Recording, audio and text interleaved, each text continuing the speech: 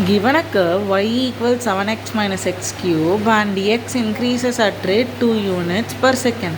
The rate at which its slope changes when x equals 5. இது ஒரு previous year question. So ரேட்டுன்ற வார்த்தையை நீங்கள் பார்த்தாலே அது வித் ரெஸ்பெக்ட் டு டைம்னு நீங்கள் புரிஞ்சுக்கணும். X increases at the rate 2 யூனிட்ஸ்னால் dx by dt வந்து 2. இப்போ இதான் கொடுத்துருக்குற equation y equal 7x minus x cube.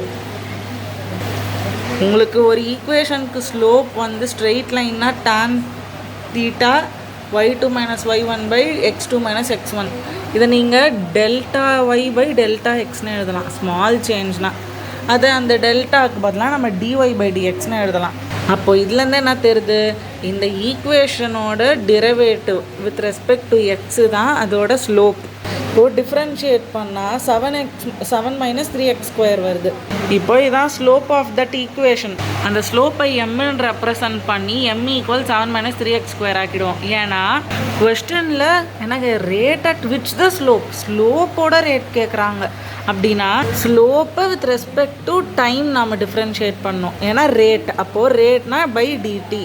இப்போ நம்ம டிஃப்ரென்ஷியேட் பண்ணால் 7 டிஃப்ரென்ஷியேட் பண்ணால் 0, 3x மைனஸ் 3x² டிஃப்ரென்ஷியேட் பண்ணால் minus 6x, 3 2s are 6x. எக்ஸை டிஃப்ரென்ஷியேட் பண்ணால் dx பை dt. ஏன்னா செயின் ரூல் அப்ளை பண்ணோம்ல. அப்போது x ஈக்குவல்ஸ் 5ன்ட்டாங்க. அப்போது ஸ்லோப்போட வேல்யூ மைனஸ் 6 இன்ட்டு 5 இன்ட்டு 2.